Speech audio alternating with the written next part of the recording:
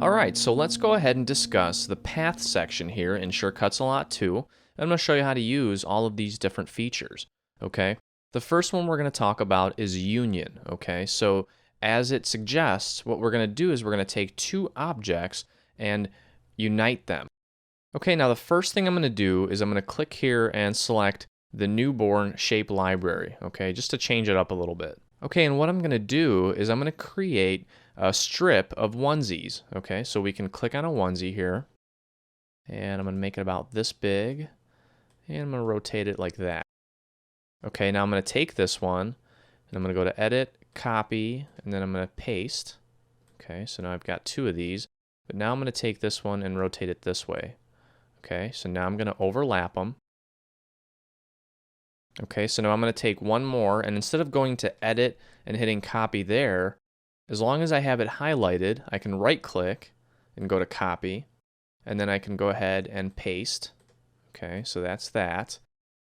Okay, it looks like maybe I want to just not angle it as much. Okay, so there we go. We've got a little strip going here.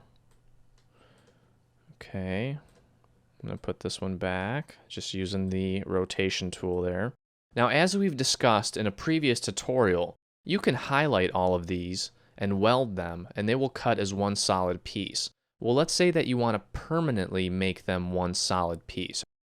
Welding simply allows you to cut them as one solid piece, but it keeps all of the individual items separated. Let me show you what I mean. I can highlight this and click Weld. I can highlight this one and click Weld, and I can highlight this one and click Weld.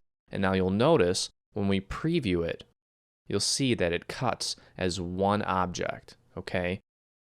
Even though it cuts as one object, we still have the option of editing and manipulating these as separate elements, okay? Now, what the path union option is going to allow us to do, and I'll show you here, I'm going to highlight them all by dragging a box around them, and I'm going to go to Path, and I'm going to click Union.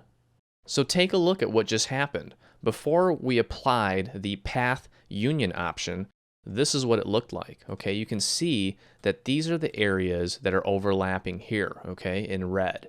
Now if I take it again, I highlight them all, and I go to Path, and I click Union, you'll notice that those overlapping areas disappear, and now we've got one solid shape. Okay, we've basically taken all three of these elements and combined them into one element.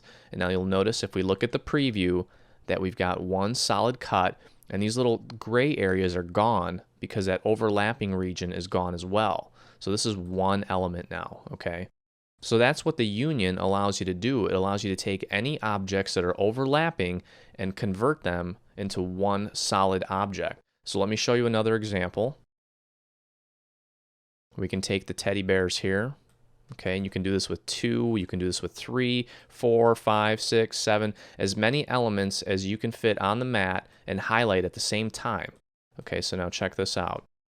Okay, so you can see that they're overlapping. Now, if they're not overlapping, it won't fuse them together, but it'll still make them one element. Here, take a look at what I mean. Okay, I'm going to select both of them. I'm going to go to Path and Union. So no matter which one of these I click on, it will highlight both elements, okay? That doesn't mean that they're welded or fused together. It just means that they're one element, okay? So let me undo that. And you can do that by going to Edit, Undo, or clicking on Control-Z on your keyboard.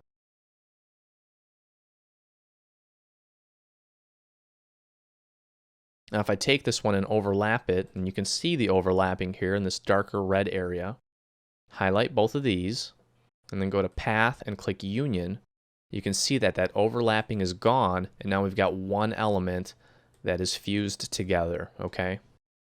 So basically the difference is when you weld, you are creating a fused object, but you're still allowed to manipulate them individually as separate entities. But here, using the Path Union option, you're basically fusing them together permanently.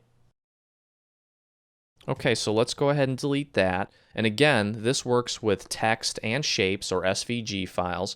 So I can type baby, okay, and I can make it bigger. Okay, and then let's say we want to take and put a onesie on the corner of the B here on top. So we can highlight this whole thing, go to Path and click Union, and there you go. You've got the onesie attached to the B in the word baby. Now that's not super creative, but it gets the point across. It shows you the potential that you have with this union feature. Okay, so I'm going to delete this. I'm going to highlight it and click Delete on my keyboard. Okay, now the next option under the Path menu here is Intersection. Okay, now let me show you what that does. I'm going to click on the Basic Shapes library here. Okay, I'm going to put a circle on my mat. And then I'm going to take another circle, make it about this big, and I'm going to overlap these. Okay, now check out the shapes that we can make here. You see the overlapping part here in the darker red? Well, if we highlight both of these and go to Path, Intersection, it basically will only keep the intersected part. Okay, so let me undo that. Now let me show you that again. I'm going to make this one a little bit bigger and go over a little bit more. I'm going to highlight both of these, go to Path, Intersection. Okay, now the intersection option will only work with 2 items. Okay, if we try to add a third one, okay, we put it here and we highlight all 3 and go to Path, it's not even available anymore. Okay, so the union will work with all 3, so you can make really cool looking shapes. That almost looks like a little thought bubble or a speech bubble. Let's show you here. You can make that like that. Make this one a little bit smaller. Make this one even smaller. And let's add one more circle. Okay. And then we can drag a box around them to select them all, or we can right click on our mat and go to Select All. And we can go to Path and click Union, and there you go. You got a little thought bubble there. The possibilities are pretty much endless with this union option. Okay, now the next option under the Path menu is Exclude, and I think you're going to be using this one a lot. Okay, what I'm going to do is I'm going to bring up a SVG file from svgcuts.com. Now these files come from a kit called Sweet Treat Bags, and you'll notice here I can put this on the mat, and basically what we have is a rectangle with a heart cut out of it. Okay, so let's say that we want to take the template for a blank bag, which we have here, and we want to cut a custom item out of it, okay, like an SVG file from somewhere else or from a different set. So we've got the bag on our mat, and actually I'm going to go over here to the Shapes library, and I'm going to pull something out of the Fall Shapes library, like this leaf. Okay, I'm going to click on the leaf. I'm going to take it, I'm going to place it about here. Okay, now take a look here. So we've got it where we want it. Okay, I'm going to get rid of this one. And now I'm going to highlight both of these, or I can just right click on the mat and go to Select All. And I'm going to go to Path, and I'm going to click Exclude.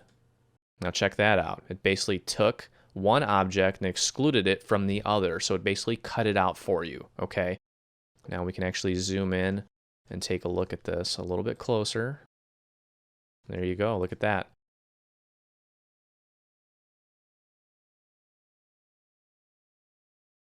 So we've basically taken a template for a treat bag and we've added our own element to it. Okay, now you can do this with all kinds of stuff. Let me show you another example here. Okay, so I'm going to get rid of this and I'm going to go back to the heart. Okay, so I'm going to place a heart on here. And I'm going to place another heart here. Okay, and the first thing I'm going to do is highlight both of these. And I'm going to go to Path and I'm going to union these. Okay, so I'm going to basically fuse them together as one. And I'm going to make it a little bit bigger. And now I'm going to take and find a really nice font. Okay, like this one here. And I'm going to just begin typing. I'm going to type the word love. Okay, and I'm going to make it about this big. Place it right here. And now I'm going to select all. And I'm going to go to Path. And I'm going to click Exclude. Now check that out. It just cut the word love out of a heart. Okay, so this Exclude option is really cool. Now keep in mind that the Exclude will only work with 2 elements at a time. Okay, now notice. So we have one element here because it's all one piece now. So as you can see here, after we apply the exclude function, it basically takes the word love and the heart and combines it into one element. These are no longer individual elements that can be edited separately. Okay, it's all one object now. All right, so with that, I'm going to go ahead and bring in another heart, and I'm going to place it right here. And I'm going to bring in one more heart and put it right here. Okay, now if we highlight all of these, you'll notice that under path, we can't exclude it, okay? You can only do it with 2 objects, and right now we have 3 objects selected. So what we're going to do is we're just going to move this one out of the way temporarily. And we can't do a select all because that will select 3 objects. But if we just highlight these 2 and then go to path, exclude, look at that. Now we've taken the element to a whole new level. We've punched out another heart within the heart.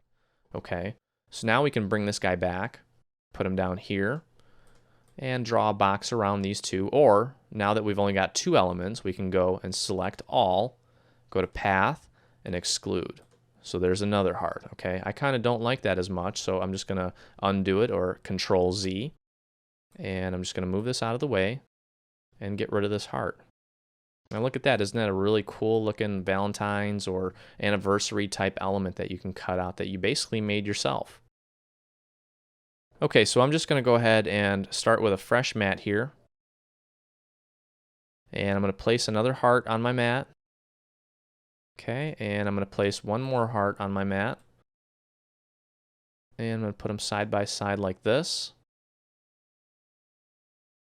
Okay, so with these 2 elements highlighted, if I click on path and select the front minus back option, what it's going to do is it's going to take this object that's in front, and I can specify that it's in front by going to Object, Arrange, Bring to Front.